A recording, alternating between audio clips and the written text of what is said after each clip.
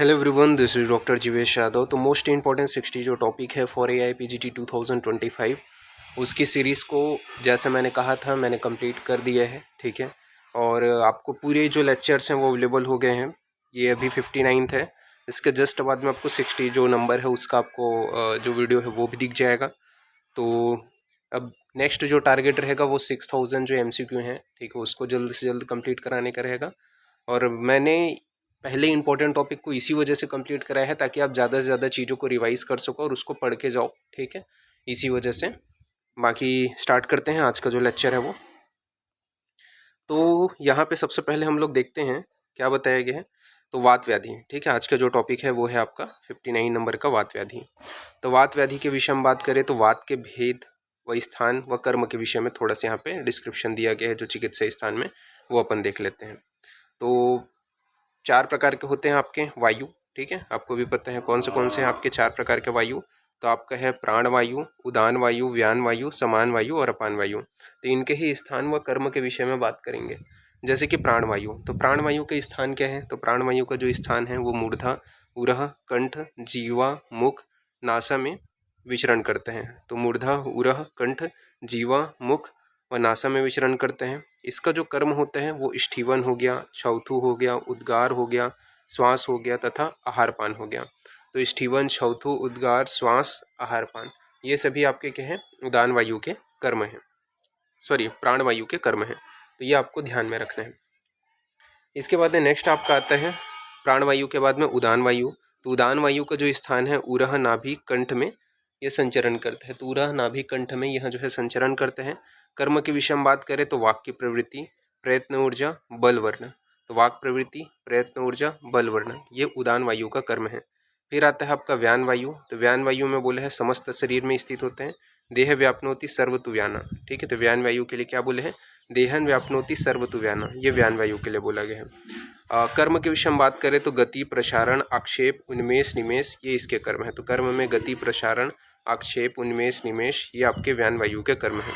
फिर आता है आपका समान वायु। तो समान वायु का जो स्थान है वो अंतर अग्नि के समीप चरक ने बताया है। तो अंतर अग्नि के समीप जो है आचार्य चरक ने बताया है। कर्म के विषय में बात करें तो स्वेद दोष अम्बुवाहिनी स्रोतांसी समाधिष्ठिता समानो अग्नि बल प्रदा। ठीक है, तो ये इसका कर्म है कि स्वेद अम्बुवाहिनी स्रोतांसी समाधिष्ठिता समानो अग्नि बल प्रदा, ये समान वायु का कर्म है। फिर बात करते हैं अपान वायु के विषय में। तो अपान वायु का जो स्थान है वो वृषण, वस्ति, मेढ्र, नाभि, उरा, वक्षण और गुद है। तो वृषण, वस्ति, मेढ्र, नाभि, उरा, वक्षण और गुद ये जो है अपान वायु का स्थान है। कर्म के विषय में बात करें तो अपान वायु मूत्र, पुरी, शुक्र, आर्तव व गर्भ का निष्कासन करते हैं। तो अपान वायु जो है मूत्र, पुरी, शुक्र, आर्तव व गर्भ का निष्कासन करते हैं। तो ये आपको ध्यान में रखना है। फिर वायु की महत्ता के विषय में यहाँ पे आपका बताया है वायुर आयुर्बलम वायुर धाता शरीरिणम। ठीक है, ये यहाँ जो है महत्वता को बताते हुए बोला गया है। इसके पूर्व रूप के विषय में बात करें तो पूर्व रूप में अव्यक्त लक्षण तेसा पूर्व रूपम स्मृता। ठीक है, तो इसके जो लक्षण है वो अव्यक्त होते हैं पूर्व रूप के अंतर्गत। लक्षण के विषय में बात करें तो आत्मरूपम तु यत व्यक्त व्यक्ततम पयो लघु लघुता पुनः। ठीक है, तो ये आपका लक्षण है बताया गया। तो आत्मरूपम तु यत व्यक्ततम पयो लघुता पुनः। फिर संप्राप्ति के विषय में बात करें तो देह स्रोतांसी रिक्तानी पुयित्वात् अनिलो बलि। ठीक है, तो देह स्रोतांसी रिक्तानी पुयित्वात् अनिल बलि ये संप्राप्ति बताया गया है। फिर स्नायुगत विकृतवात के विषय में बात कर लेते हैं। तो स्नायुगत विकृतवात में बताया गया कि जब प्रकोपित वायु स्नायु में स्थित रहते हैं। ठीक है, तो जब प्रकोपित जो वात है वो आपका क्या है? स्नायु में स्थित रहते हैं तथा बाहर आयाम व अंतर आयाम व खल्ली रोग, इसके अलावा कुब्ज रोग, सर्वांगवात एवं एकांगवात इन रोगों को उत्पन्न करते हैं। तो उसे अपन क्या है? स्नायुगत विकृतवात कहते हैं। तो जब प्रकोपित वात स्नायु में स्थित रहता है, बाह्य आयाम, अभ्यंतर आयाम, खल्ली रोग, कुब्ज रोग, सर्वांगवात व एकांगवात इन रोगों को उत्पन्न करते हैं। तो इसे अपन स्नायुगत विकृतवात कहेंगे। फिर संधिगतवात के विषय में बताया है वातपूर्ण धृति स्पर्श सोथा संधि गते अनिले प्रसारण अकुंचनो यो प्रवृत्तिश्च सवेदना। ठीक है, तो ये संधिगतवात के लिए बोला गया है। तो ये आपको ध्यान में रखना है। फिर बात करते हैं अर्दित के विषय में। तो अर्दित के विषय में यहाँ पे आपका बताया गया है और बोला गया है अतिवृद्धे शरीर अर्धमेकम वायु प्रपद्यते। तो क्या होता है आपका अर्ध जो भाग है उसमें क्या है वायु की अधिकता हो जाती है अतिवृद्धि। इसके अलावा अर्धे तस्मिन मुखार्गे व केवलम शाद अर्दितम। ठीक है, तो ये यहाँ पे बताया गया है कि अर्धे तस्मिन मुखागे व केवलम स्याद अर्दितम। तो ये आपको ध्यान में रखना है। फिर नेक्स्ट अपन आगे बढ़ते हैं। यहाँ पे आचार्य जो सुश्रुत है उन्होंने क्या बोले हैं अर्दित में, तो वक्र अर्धम बोले हैं। ठीक है, और चरक ने आपका क्या बोले हैं मूर्धाघात बताया है और अष्टांग संग्रह ने एक आयाम बोले हैं। तो ये थोड़ा ध्यान रखना। फिर मन्य स्तंभ या अंतरायाम के विषय में बात करते हैं। तो मन्य स्तंभ व अंतरायाम के विषय में यहाँ पे बताया है। तो दंता नाम दशा नाम लाल पृष्ठ आक्षेप शिरोग्रह। ठीक है, तो दंता नाम दशा नाम लाल पृष्ठ आक्षेप शिरोग्रह ये जो है आपका अंतरायाम या मन्या स्तंभ के अंतर्गत बताए गए हैं। फिर बात करते हैं अपन मन्य स्तंभ व अंतरायाम के बाद में धनु स्तंभ व बहिरायाम। तो धनु स्तंभ व बहिरायाम के यहाँ पे आपको ध्यान रखना है कि दंता नाम दशा नाम जृंभा लालस्य स्त्राव वाकग्रह। ठीक है, दंतों को दसने वाला मतलब अपने दांतों को एक दूसरे में दसने वाला, जृंभा लाल का प्रशेक तथा वाग्रह ये क्या है आपका धनुर्स्तंभ या बहिरायाम में देखने को मिलते हैं। फिर हनु स्तंभ या हनुग्रह इसके विषय में बताया गया है कि संवृतस्य और विवृतस्य। तो संवृतस्य में क्या है मुख बंद रहता है और विवृतस्य में मुख खुला रहता है। फिर आक्षेपक के विषय में बात करते हैं। तो आक्षेपक में बताया गया यहाँ पे कि जब शरीरस्थ प्रकोपित वायु पाणिपाद शिरा स्नायु और कंडरा को सुखाकर शरीर के अंगों को बार बार आक्षेप उत्पन्न करते हैं, इस तरह बार बार आक्षेप के दौरे आने से इस रोग को आक्षेपक रोग कहते हैं। तो जब शरीरस्थ प्रकोपित वायु पाणिपाद शिरा स्नायु और कंडरा को सुखाकर शरीर के अंगों में बार बार आक्षेप उत्पन्न करता है, तो इस तरह बार बार आक्षेप के दौरान आने वाले इस रोग को आक्षेपक कहते हैं। फिर अपतानक व अपतंत्रक का वर्णन चरक ने सिद्धि स्थान अध्याय 9 में त्रिमर्मी सिद्धि अध्याय में किए हैं। तो अपतानक और अपतंत्रक का वर्णन आचार्य चरक ने सिद्धि स्थान अध्याय 9 में त्रिमर्मी सिद्धि में किए हैं।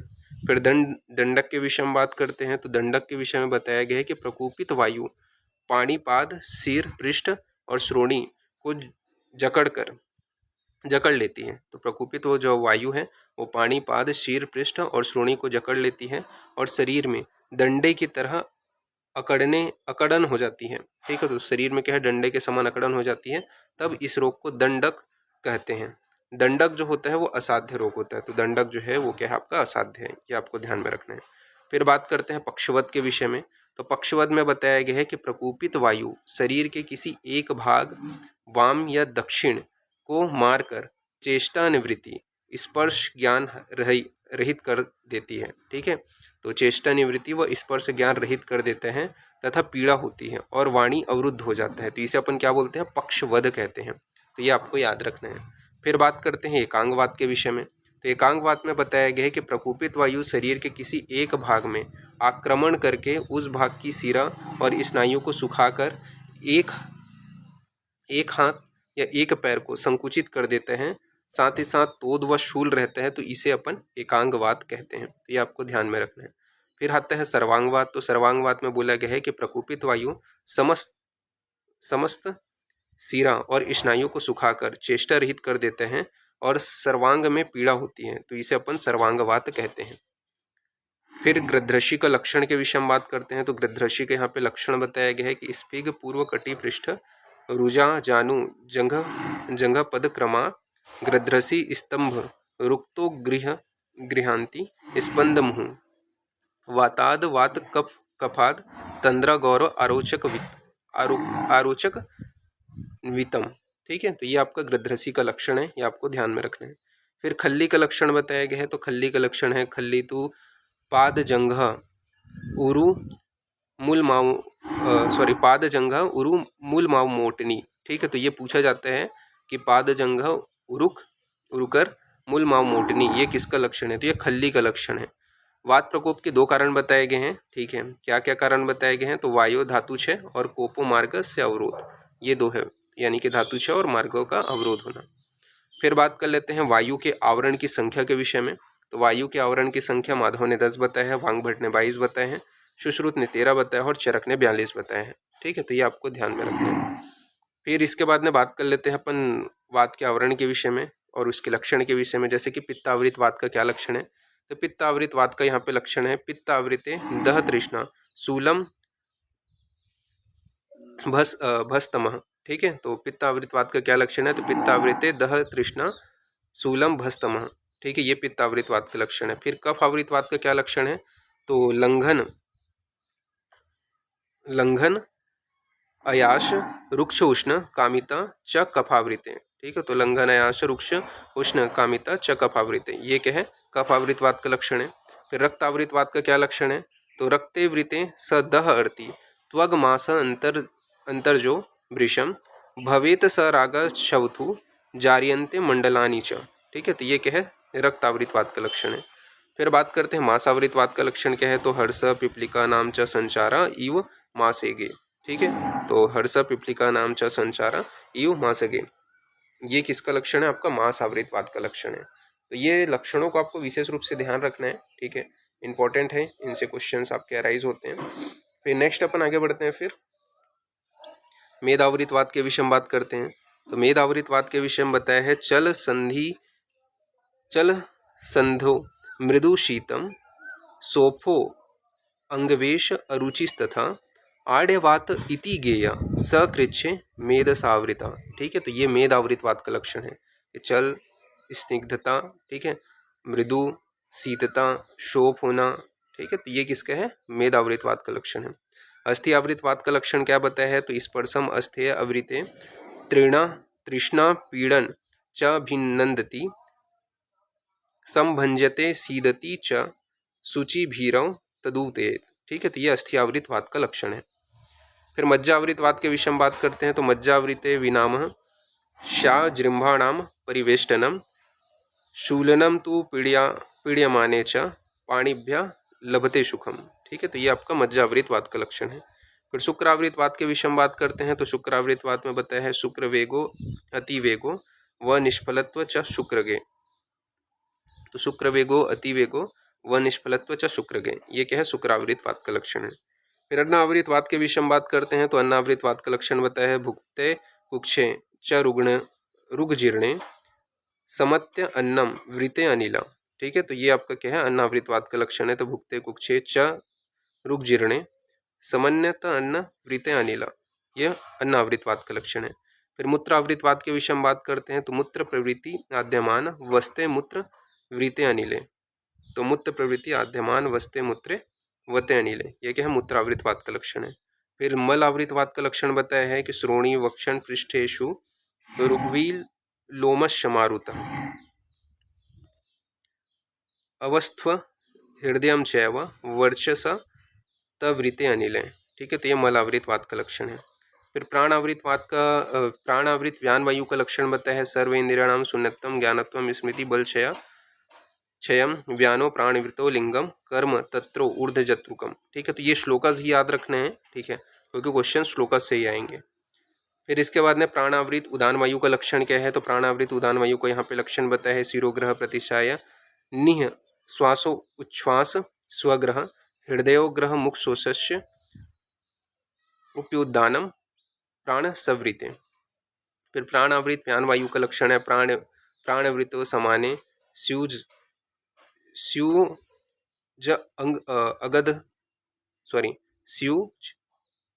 अगदम सुकता चतुष्प्रयोगे सस्यन्ते स्नेहास्त्रय शयापना।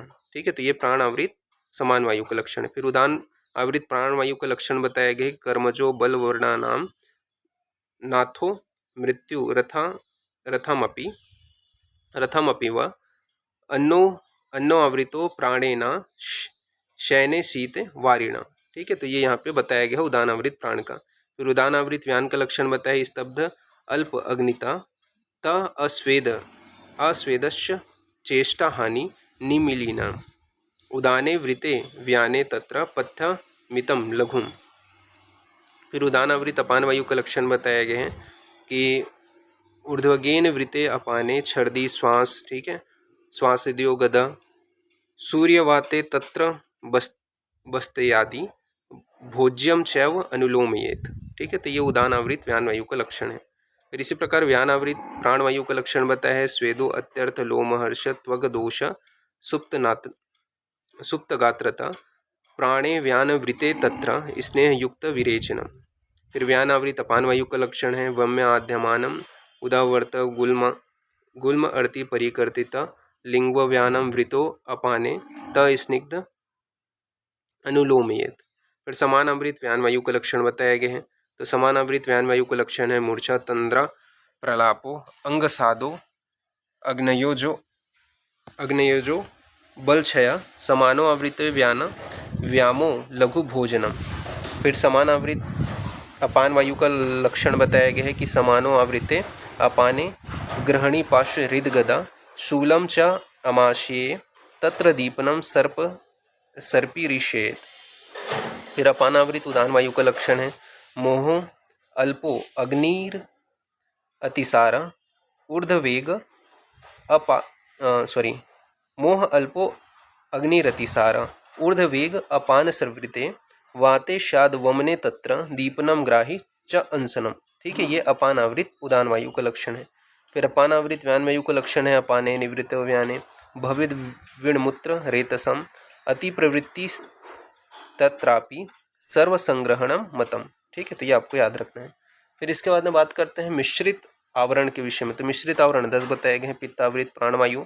ठीक है, तो देखते हैं पहला पित्तावृत प्राणवायु का क्या लक्षण है। तो मूर्छा दहो भ्रमशूलम विदह शीतम कामित छर्दनम च विदग्धस्य प्राणे पित्त समावृते। ठीक है, तो ये पित्तावृत प्राणवायु का लक्षण है। फिर कफावृत प्राणवायु का क्या लक्षण है। तो इष्ठवन छौथो उद्गार निश्वास उच्छ्वास संग्रह प्राणे कफावृते रूपाण्या रुचि छर्दी रेवच। ठीक है, तो ये कफावृत प्राणवायु का लक्षण है। फिर पित्तावृत उदान वायु का लक्षण बताया गया है कि मूर्छा दयानी चर रूपाणी दाहो नाभ्यूर रसाक्लम ओजे भस्य सदाश्य पीयुदे पित्त संवृते। ठीक है, तो ये क्या है, पित्तावृत उदान वायु का लक्षण है। फिर कफावृत उदान वायु का लक्षण है, आवृते श्लेष्मणो दाने वैवर्ण वाक्य स्वग्रह दौर्बल्यम गुरुगात्रत्वम अरुचिश्च उपजायते। ठीक है, ये कफावृत उदान वायु का लक्षण है। फिर पित्तावृत समान वायु का यहाँ पे लक्षण बताया गया है कि अति स्वेद त्रिषा दाहो मूर्छा च अरुचि रेव च पित्तावृते समाने स्यादु उपघातस्य तो उष्मणा। ठीक है, तो ये पित्तावृत समान वायु का लक्षण है। फिर कफावृत समान वायु का क्या लक्षण है, अस्वेदो वहीन मध्यम च लोमहर्षस तथैव च कफावृते समानो स्याद गात्राणाम च अति शीतता। ठीक है, ये कफावृत समान वायु का लक्षण है। फिर पित्तावृत व्यान वायु का लक्षण है, व्याने पित्तवृते तु स्याद दह सर्व अंगम क्लम गात्र विक्षेप संगश संताप सा वेदना। ठीक है, ये पित्तावृत व्यान वायु का लक्षण है। फिर कफावृत व्यान वायु का लक्षण है, गुरुता सर्वगात्राणाम सर्वसंधि अस्थिजा रुजा व्याने कफावृते लिंगम गति संगस्त तथा अधिकम। फिर पित्तावृत अपान वायु का लक्षण यहाँ पे बताया है, हरिद्रमूत्र वर्चत्वम तापस्य गुद मेढ्रयो लिंगम पित्तावृते अपाने रजस्य चाति वर्तनम। ठीक है, तो ये पित्तावृत अपान वायु का लक्षण है। फिर कफावृत अपान वायु का लक्षण है, भिन्नम श्लेष्म संसृष्ट गुरुवर्च प्रवर्तनम श्लेष्मणा संतृप्त अपाने कफ मेहस्य चागम। ठीक है, तो ये कफावृत अपान वायु का लक्षण है। फिर प्राण और उदान वायु के विषय में बताया गया है कि विशेषता जीवितम प्राणे उदाने संसृता बलम। वात रोगों की सामान्य चिकित्सा के विषय में बात करें तो केवलम निरूप स्तंभ माधव स्नेह रूप उपाचरेत, यानी कि स्नेहन स्वेदन मृदु विरेचन वात अनुलोमन निरूहवस्थी दीपन पाचन औषध नस्य और धूमपान का प्रयोग करना चाहिए। साथ ही साथ निर्गुंडी तैल, करपास तैल, मूलक तैल, पंचमूल तैल, सहचर आदि तैल, स्वदृष्टा तैल, बला तैल, रासना तैल, अमृताग्य तैल, लहसुन तैल और आपका अग्रुवादीय तैल, इनका प्रयोग करना चाहिए। इसके अलावा वात रोगों की विशेष चिकित्सा के विषय में बताया गया है कि व्रीहणम यच्च तत् सर्व प्राशंत वात रोगिणा, वात रोगों की अवस्था अनुसार चिकित्सा के विषय में बात करें तो कोष्ठगत वात में गात्र स्फुरण, भंजन, संधि स्फुटन, क्षार का प्रयोग करना चाहिए। पक्वाशयगत वात में आत्र कुंजन हो गया, आटोप हो गया, अना हो गया। 1 मिनट।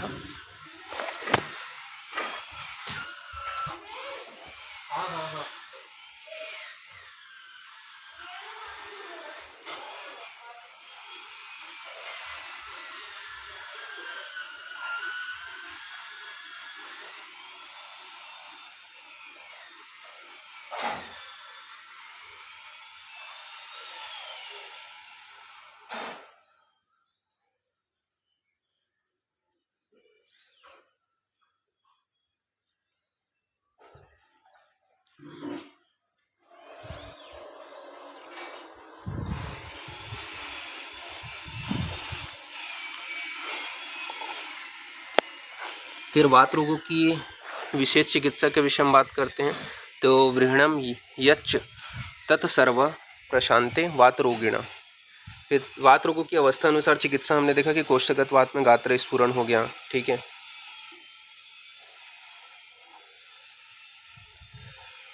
भंजन हो गया, संधि स्फुटन हो गया, क्षार का प्रयोग हो गया। ये क्या है, कोष्ठगत वात में अपन करते हैं। पक्वाशय जो वात है उसमें आत्र कुंजन, आटोप, अनह, त्रिक वेदना, उदवर्तनाशक चिकित्सा करते हैं।